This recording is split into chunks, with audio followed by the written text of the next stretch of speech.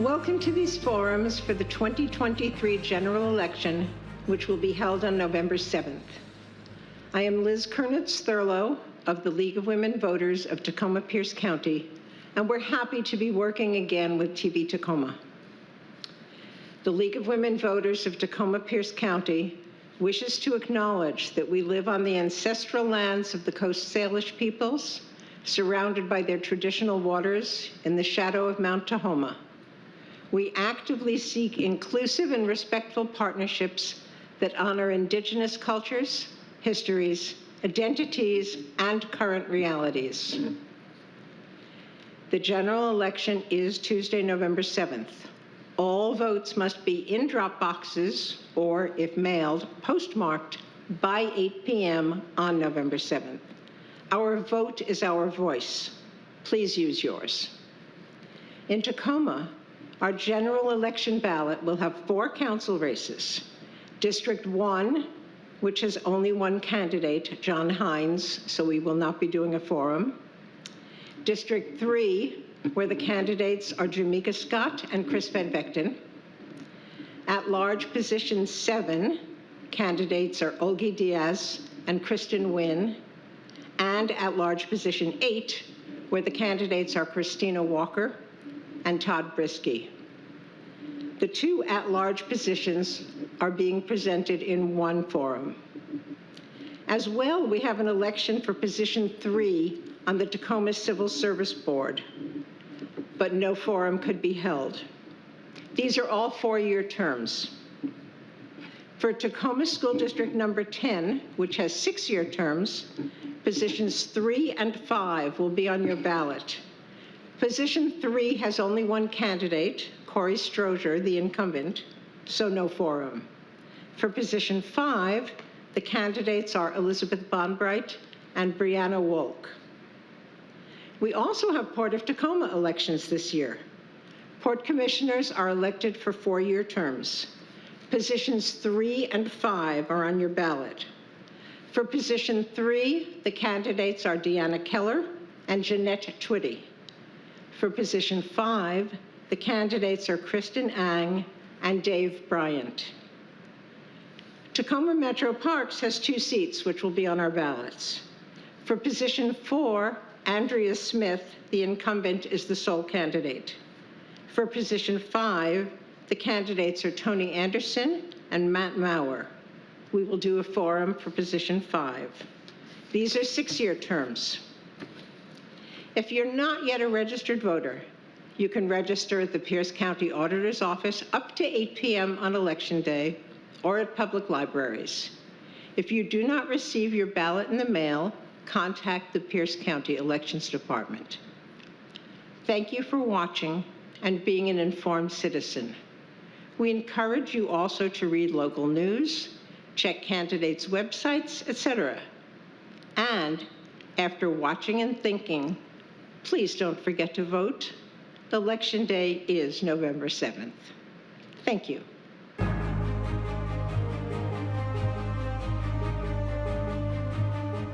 Hello, and welcome to this forum for Tacoma City Council at-large positions 7 and 8.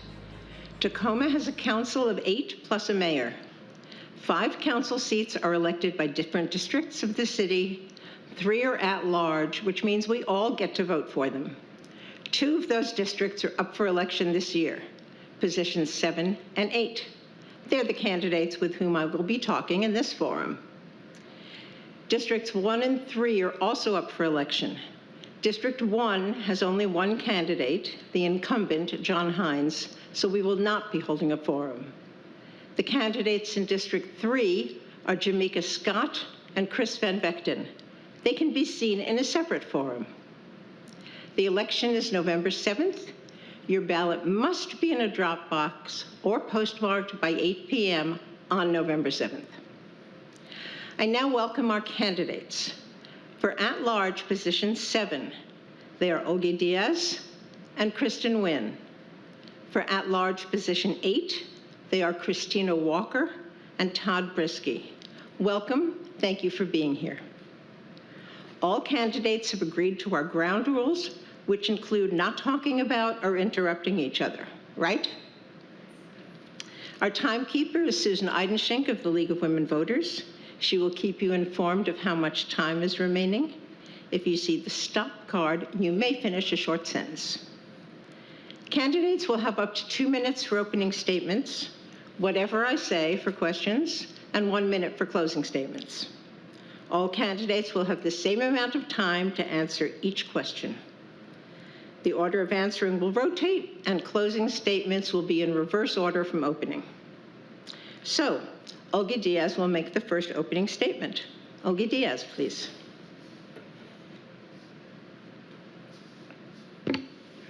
Hello, and many thanks to the League of Women Voters for organizing today's event. And thank you to everybody who's going to be able to watch this over the course of the next couple weeks. Like all of you, I love this city, every corner of it. I was born in Pierce County, and I grew up in an immigrant, military, and union household that valued compassion, empathy, and our community above all else. I believe that Tacoma's at its best when our neighborhoods are well-resourced, affordable, and easy to get around. All Tacomans deserve to feel safe and cared for, especially our most vulnerable communities. The reality is that when people have to work 80 hours per week to afford a 2-bedroom rental at a fair market rent in Tacoma, it's clear that we as a council have a city obligation to address the issue head on, among other issues like our public safety crisis and our economic development needs. I want folks to be able to live, work, and play right here in the city of Tacoma and not have to commute to other areas and have the opportunity to have their economic businesses thrive. So today I'm going to share a little bit more about how I plan to make these realities real for Tacomans and how we can all continue to further our own destinies here in our city of destiny. Thank you.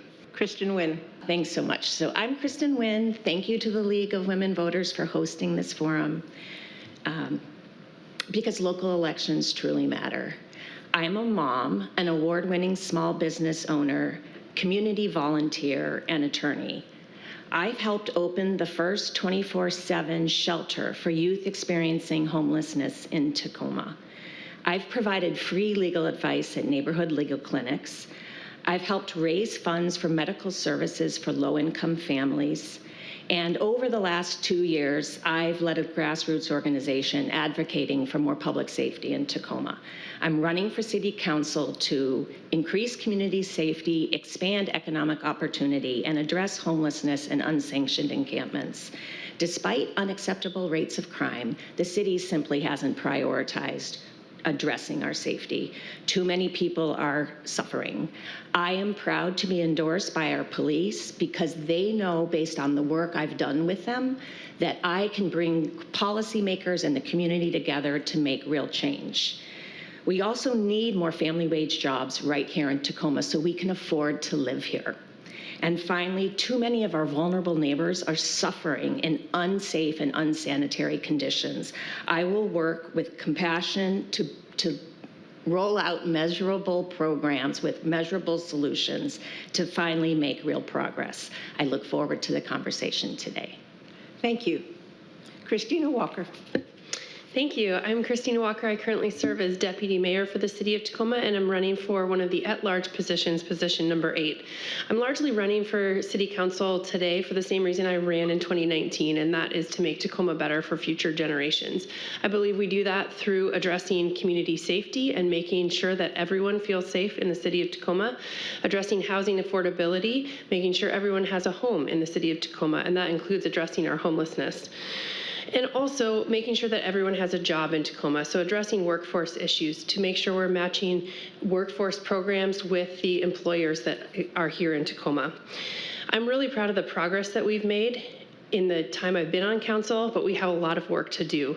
I am in a leadership role in a number of places, and including the Infrastructure Planning and Sustainability Committee, Pierce Transit Board, and one of the things I'm most proud of is the work I'm doing as chair of the Joint Municipal Action Committee, which is a team of 7 different agencies. Electeds from each of them come together every month to solve some of our most pressing issues. And I believe this is how we get work done, working across agencies, working in public-private partnerships and working together with the community with creative solutions or on creative solutions to solve our most pressing issues.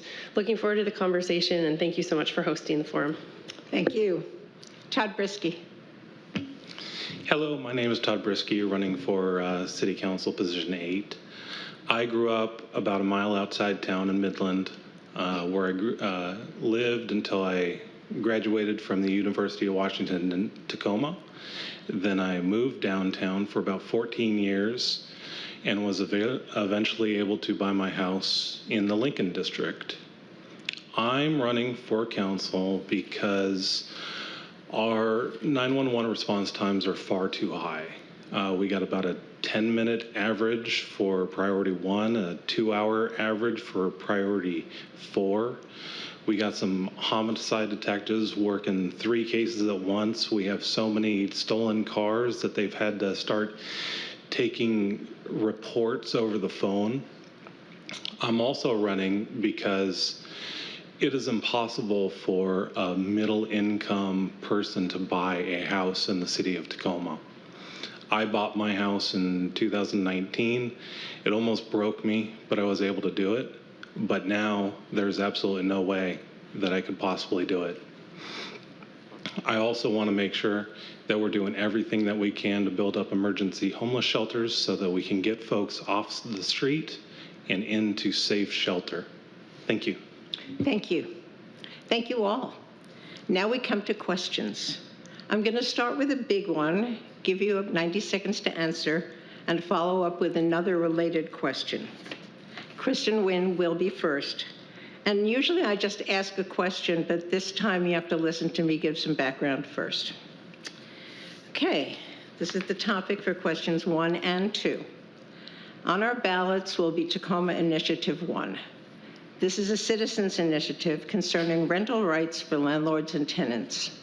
It would require landlords to comply with health and safety laws before raising rents or evicting a tenant.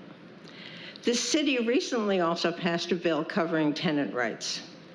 The City Council decided to put its already passed legislation on the ballot so that we would have to vote for one or the other of them.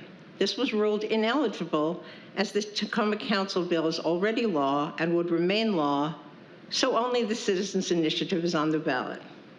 First question, how do you feel about the Council's action in trying to get a choice on the ballot? The second question will ask how you feel about the initiative, so you don't have to deal with that one first. So just talk about what the Council did and the initiative, which won't be on the ballot. Thank you. Kristen Wynne. Thank you very much. Affordable housing is incredibly important to the city. It's one of our critical issues. It's what I'm hearing about when I'm out there knocking on doors. And obviously rental housing is an important part of that. We have a lot of renters in Tacoma. I appreciated the City Council's effort to give the citizens a choice between what is really a more moderate approach put forward by the council and an approach that I believe will actually be very bad for renters in Tacoma. I believe it's really unfortunate that we only have one option on the ballot today. I think it's not giving the citizens an opportunity to weigh in. With regard to Measure 1, I believe your question is asking us to address that as well, the one that's remaining on the ballot. That's the next question. Okay.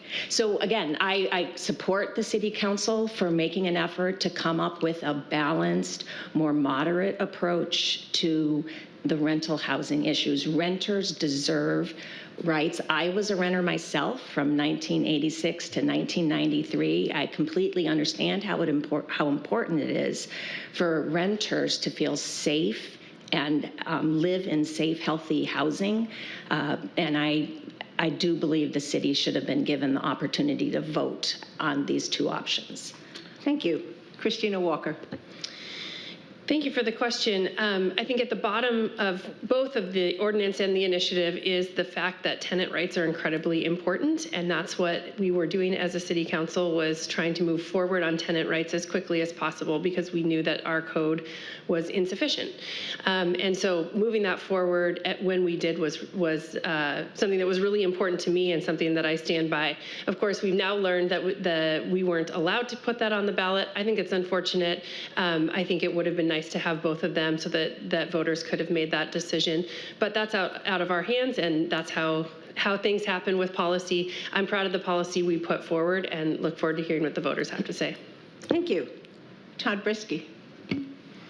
I'm fine with the council's decision to try to give folks a choice between the two.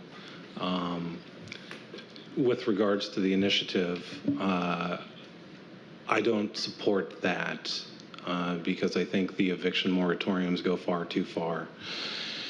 And the relocation assistance, things like that are going to make it far too onerous for any mom and pops to really be able to survive. And we're going to end up with the whole industry taken over by corporations, hedge funds, big real estate trusts. And I would prefer to keep landlordship more local. When you can have a relationship face-to-face with your landlord, I think that gives a better opportunity to make sure, because if the guy has to see you face-to-face, he doesn't want to be putting you in bad situations and any kind of degradation of the property or anything like that. Whereas if you're dealing with someone over the internet or you're dealing with someone over the phone, it's much easier for them to be careless and not really care about your feelings or your well-being.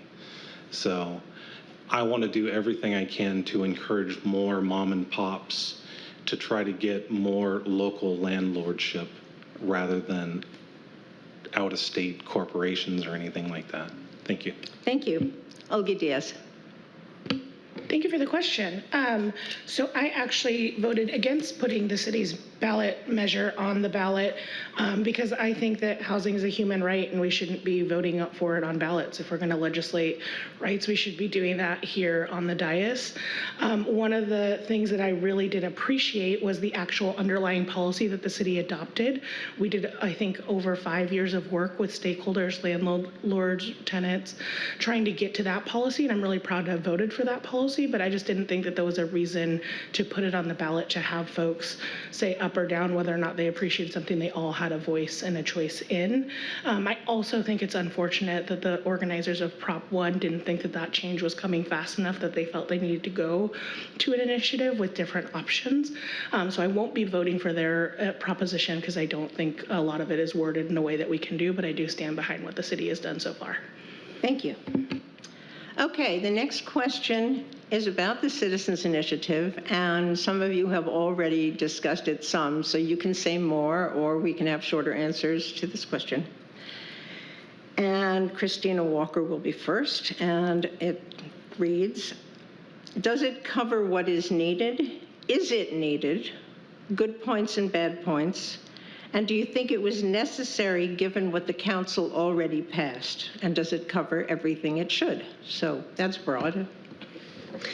Great, thank you for that question. I think, again, underlying is a need for tenant rights in our community, and clearly a need for more affordable housing. And I think what we get with the initiative both takes some things too far, in my opinion, that will disrupt the balance between housing options and tenant rights, and also doesn't address some of the things that we did address in the city's ordinance. And so I will not be supporting Initiative 1, but the underlying need for affordable housing and tenant rights remains. We're all in this for the same reasons.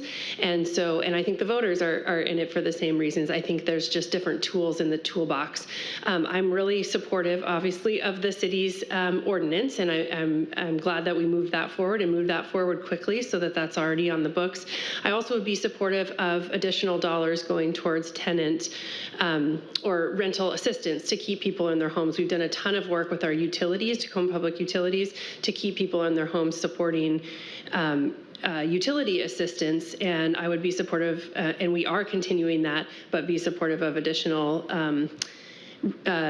assistance for folks to stay in their homes. We would rather people stay housed than have to relocate and be rehoused.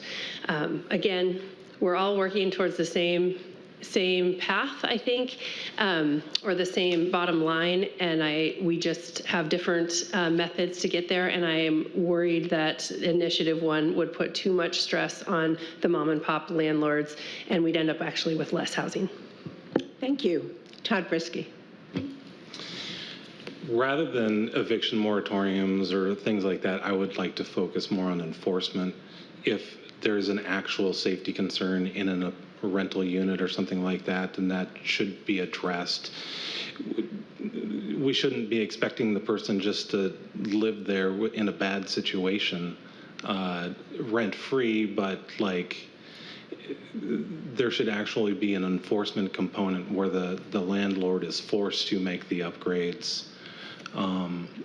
But when it comes to if that does pass, I don't want the burden to be on the landlord. If it passes, the city should have to pay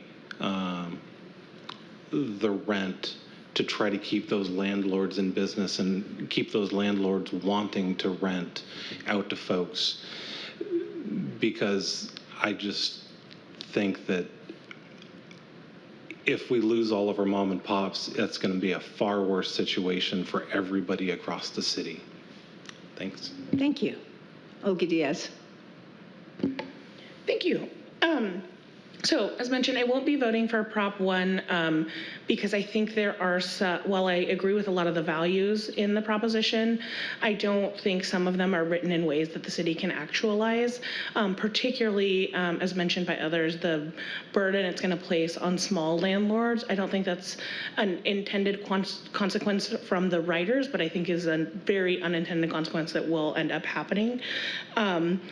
Particularly as we're trying to do more zoning, bring more landlords into the fold, I think it's important that we make sure our landlord-tenant laws are easy for folks to navigate and learn, particularly around rental relocation assistance. I actually worked with a colleague to try to get a program that would have both landlords and the city have some skin in the game on that kind of program into the initiative that was passed by the city, or the laws that were passed by the city, and we didn't get the votes to get that in there.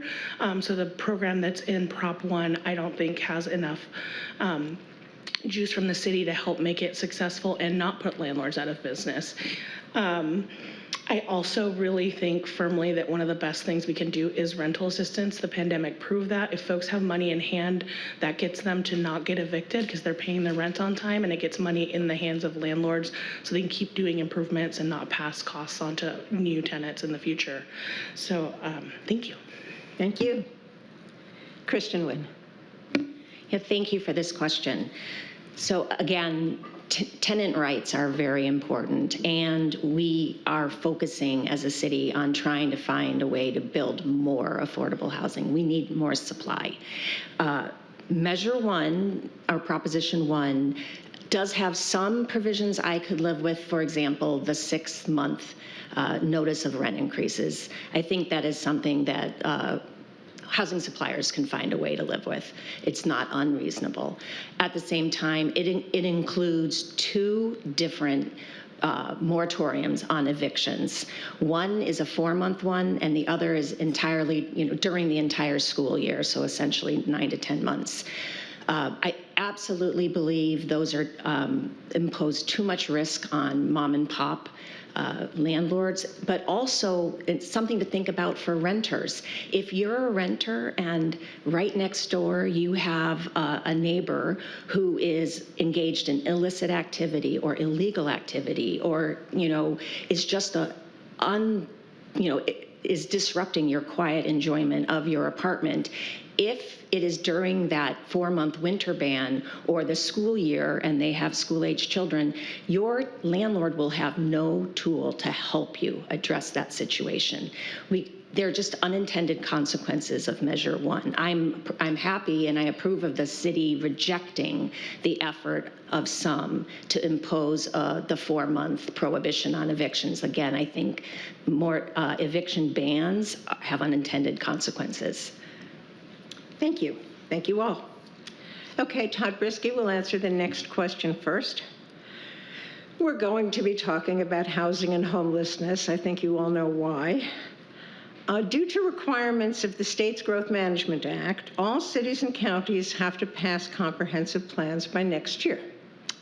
Pierce County's comprehensive plan currently requires Tacoma to have nearly 43,000 new housing units by 2044, 75% of which must be affordable for households with income below 120% of median income. This sounds overwhelming. How do you think we managed to do this, and where? What plans or ideas do you have? 90 seconds if you need it. My focus is always going to be on starter homes. Houses, townhouses, condos, something that's purchasable by folks so that they can build equity, eventually start going into bigger and bigger households and able to climb that ladder of real estate. I'm less interested in apartments because, especially with our MFTEs that we have, that it's 70% of AMI, that only gets you down to about $1,300 a month for an affordable unit, and you can get one of these MFTEs with 4 studio apartments at $1,300 a month. That's not affordable. But it could be very affordable for someone in Seattle who's paying $1,000 more, who's going to come down here and snatch up our rental units. I want affordable housing for Tacomans. I want houses that Tacomans can buy, starter houses, smaller houses that can get them started, start building equity, start building their financial future, start taking power into their own hands. So anything we can do, if we need to build up density, we can do that with condos. Downtown is a perfect place for that because that's what downtowns are for, being highly dense. Thank you. Thank you. Olgy, Diaz. Thank you for the question and the numbers. I think it's really helpful to outline that we need 43,000 homes by 2044. That is an overwhelming number. But thankfully, the city has actually gotten ahead of some of the state's goals and bills. We've been working on Home in Tacoma since before I joined the council, but we are in phase 2. I'm really excited about the rezoning that is going to bring to our city and the new opportunities for folks to build ADUs in their backyard, make homes that are 4plexes,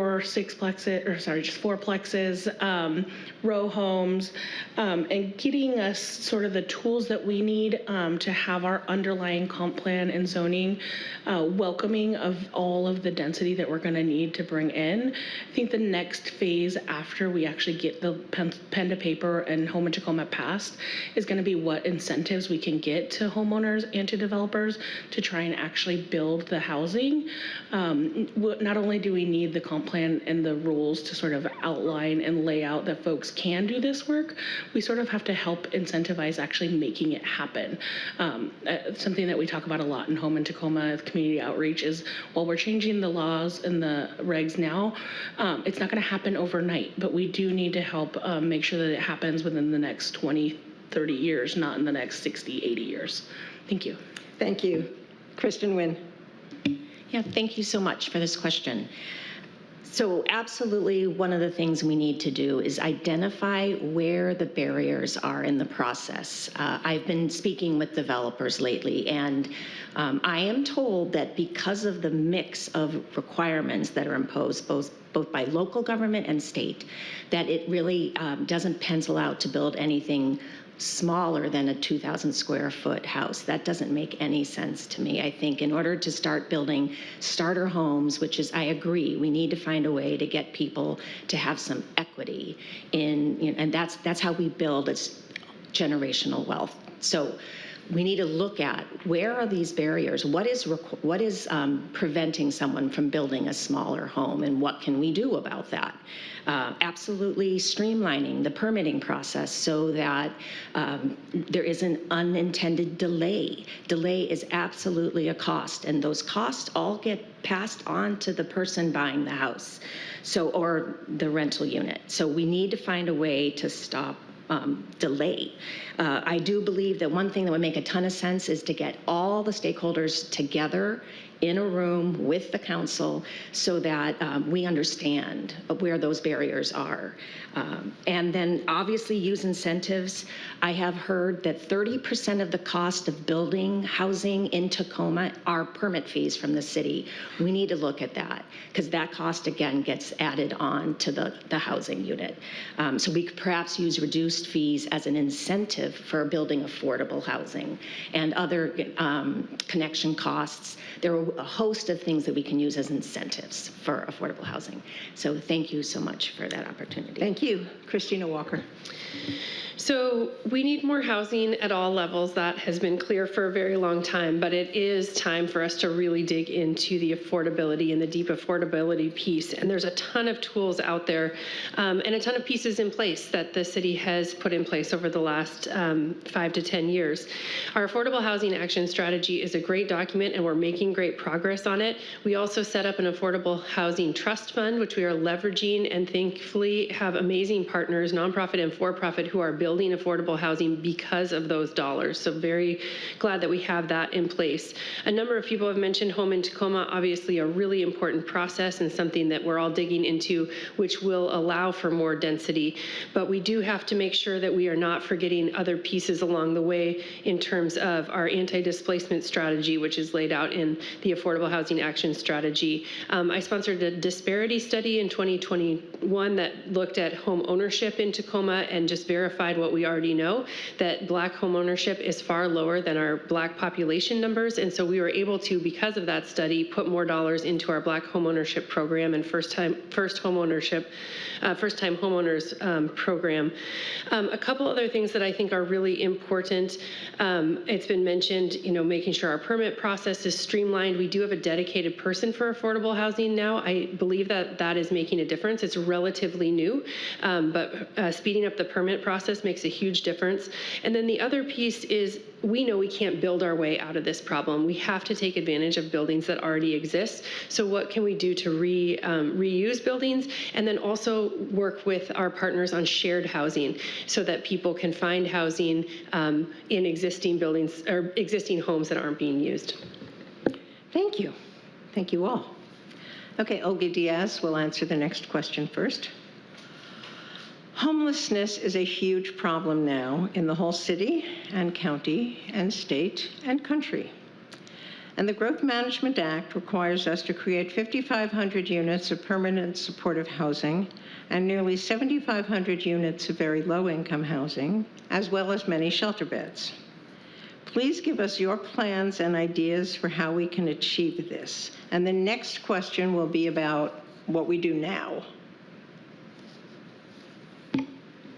Thank you. The city has already been making progress on these goals. We have a diverse array of shelter beds available, both permanent and temporary. We're still looking at how we continue to fund our temporary sites through a little bit longer than what we had originally planned. One of the most important things that I think we need to keep looking at is the diverse options of shelter options that we give to folks. Our HEAL team goes out, they talk with folks in the community who are unhoused, offer them services regularly, and we're hearing back that they need less congregate shelter, that they need lower, no barrier shelter, and I think we need to continue to look at some of those options to get folks off the streets and into something more safe and temporary, and what on-ramps we have to get them into more permanent housing, more wraparound services, get them back into eventually, right, hopefully getting into these down payment assistance programs and starter homes. If we can get folks truly out of these systems, it's really going to help them and our community thrive. Thank you. Thank you. Kristen, Wynne. Yeah, thank you so much. Homelessness is one of the top issues I'm hearing about when I'm out doorbelling with the community. Too many people are suffering in unsafe and unsanitary conditions because of failed policies. In terms of finding the funds for more permanent supportive housing and low-income housing, the city did set aside $101 million targeted for those two, for affordable housing and addressing homelessness. What I would like to see is making sure that we are having measurable standards built into how we're spending our money as a city, so that that we understand that that we are getting to the root cause of homelessness with the way we spend our money. So we absolutely need to address mental illness, substance use, and affordable housing. All of those are why people are experiencing homelessness. And so I'm a supporter of managed shelters like the Tacoma Rescue Mission, where people come in and are getting help addressing the root cause of why they're on the street. Thank you. Kristina Walker. Thank you. Obviously, something that this council cares deeply about and is working really hard to solve with an array of solutions. And we know that one shelter style does not work for everyone. So making sure, as my colleague said, we have your sort of standard shelter beds, but we also have tiny homes. We also have safe parking. We also have a low barrier site where you can bring your tent. Making sure we have family shelter for folks with kids. All those are super important. I do also want to mention what I mentioned in the last question about shared housing. I think this is an untapped resource for us to match folks who need a home with someone who's already in a home but has more space than they need. And overall, we just got a presentation 2 weeks ago with the county council on our unified regional approach. And I think this part of the equation is really, really important. Tacoma cannot do this work alone. We have to work with our partners. So making sure that we are working in partnership, not only with the county, but with our neighboring jurisdictions as we address this problem, implementing the by name database so that we can track and support people who are living in homelessness to get them into more permanent housing. Thank you. Todd Briske. My preference is to focus our efforts on the emergency homeless shelters, make sure that we have substance abuse programs, mental health assistance programs, making sure that we're not just plugging someone with mental health issues or drug abuse issues into a hotel room and just waiting for them to want to find help, hit rock bottom. We need to make sure that as people are on the street, as we're going to them and saying, we have a nice, warm, clean, safe place for you to go. Please take us up on our offer. We're begging you to take us up on your offer, but if you don't take us up on our offer, we're going to use the 10-block camping ban and ask you to please move along. But we will beg you before that happens to take us up on our offer for housing. Thank you. I had said that I was going to ask another question on this about now, but I think you've all just kind of talked about now, so I'm going to move on to the next subject, which is regarding the Tacoma camping ban requiring unsheltered people not to be close to shelters. The city has said it's working well. People working with the homeless say that it's created problems. It's now more difficult for aid workers to find and reach people and offer help. So what is your opinion and your thoughts? And Kristen, Wynne is first. Thank you very much. I am a supporter of the camping ban because I value the data that's come out of the city showing that more people are accepting shelter and services. And I believe that is the measure that we should be using for success because we need to get to root causes. And when people go into managed shelter, they are able to start making that, working towards getting their life back on a better track. So absolutely, I'm a supporter of the camping ban. I actually believe that we should expand it and include public schools, K through 12, so that they are afforded, our children are afforded the same protection that those living in the city's sanctioned encampments are afforded. Again, I am a big supporter of getting to the root cause, and the only way we do that is getting people off the street, out of those unsanitary conditions, and into a managed shelter. And also, when we're thinking about our policy as city council, we have to also remember we represent 220,000 people. All of them, and the unsanctioned campings are unsafe for not only those in them, but for the surrounding community. Thank you. Kristina Walker. So we put the camping ban in place to move the needle on getting more people who are living in homelessness to services, number one. And number two, providing an opportunity for neighborhoods to say yes to more homeless shelters. And I stand by that as our two main goals. And we have seen numbers from our HEAL team. And one of the things that I think has made pieces of this camping ban successful is that we have that fully staffed HEAL team. They're amazing folks. They are out there working with the folks living in homelessness all the time, getting to know them. I mentioned the by name data that collectively across the county we're working on. That is an important piece of this. And I think that if we continue to stay focused on those two pieces, connecting with folks and getting them to services, we'll continue to see success in this area. Thank you. Todd Briske. I'm a big supporter of the camping ban. I really like how it's structured, so it has to be within a certain number of blocks of an established homeless shelter. This means that we can't just, if we had a citywide ban, that would give a chance for people to want to put all the homeless shelters in particular neighborhoods.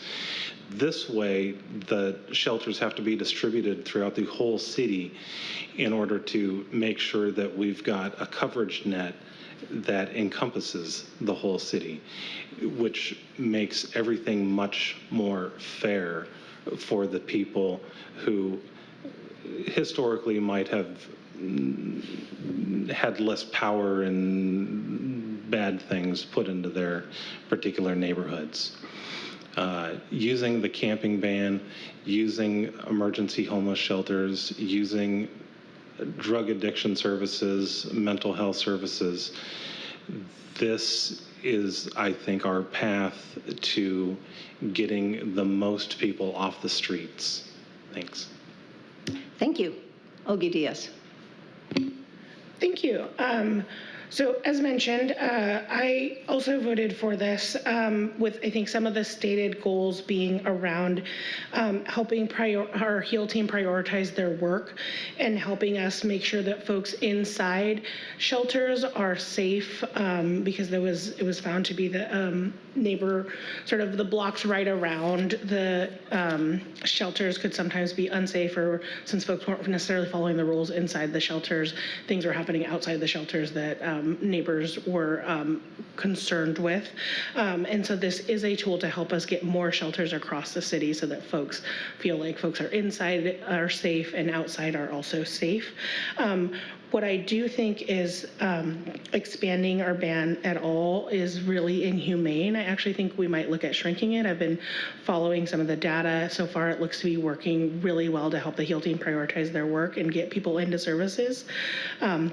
But banning homelessness, particularly citywide, isn't solving homelessness. It's just pushing people out to the barriers, pushing people out to the counties where there's less services. And it's not, it's frankly not in line with our city's equity goals, because we know that a disproportionate amount of our homeless folks are people of color, particularly Black. Thank you. Thank you. I want to sneak in 2 more questions. And so 30 seconds on this one, and Kristina's first. The new light rail has finally opened, even if the schedule is not as good as was promised. How's it going? And does Tacoma have needs for more public transportation? If so, how are you going to help us get it? We absolutely need more public transportation. The light rail opening was a very exciting moment, and it has been very fun this week. I've been on it a couple times to hear people riding it and how it connects them to their neighbors, how it connects them to their local routes, how it gets them up the hill without sweating. The light rail is fantastic, but it is one piece of an entire system, and we need to fund local transit, and we need to, I always say we are a grown-up city, we need grown-up transit. We're not there yet. We have amazing people working at Pierce Transit, but we need more frequent service so people can reliably get around with public transit. Thank you. Todd Briske.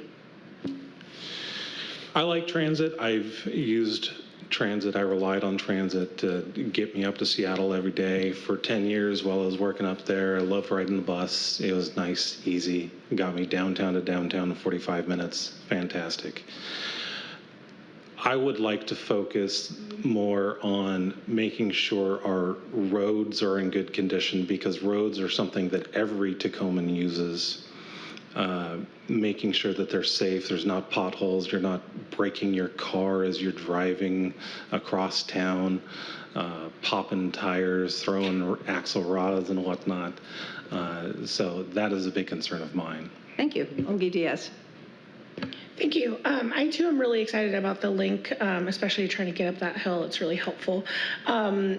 I think we absolutely have to keep expanding our transit options. As mentioned, we have great options to get folks out of the city, into Seattle, into neighboring areas, but we don't have as many options to get people around within our city, and that's something that I'm excited about helping to champion. What part of transit, I think an integral part is how we access transit, so making sure that folks have places to park, like you can park in the Dome to ride the link, and places where bike lane paths actually make sense and line up, and crosswalks and cutouts and sidewalks make sense with where the bus stops are, and making sure the folks are able to approach transit from all sorts of multimodal entryways. Thank you. Kristen, Wynne. Thank you very much. Yes, transit is important. I rode the bus for many years up to Seattle. I'm a fan of bus rapid transit. When I look at the Link light rail extension, that is an example. Enormous cost overrun, enormously disruptive to the stadium community, Hilltop. I heard a lot of complaints from people about parking and the disruption and the cost overrun. And if we're going to go to the voters and ask for them to approve or spend public money on transit, we need to make sure we're holding people accountable for cost overruns, so that you're going to lose the support of the public if people feel the money isn't being spent wisely. So it's yet to be seen ridership numbers at Link. Thank you. Okay, Todd Briske will be first. Another 30 seconds because we're running out of time. What's your top priority for a term on the council, which is not about housing or homelessness? 911 response times, trying to cut them in half, down from 10 minutes to 5 minutes for priority 1, down from 2 hours to 1 hour for priority 4.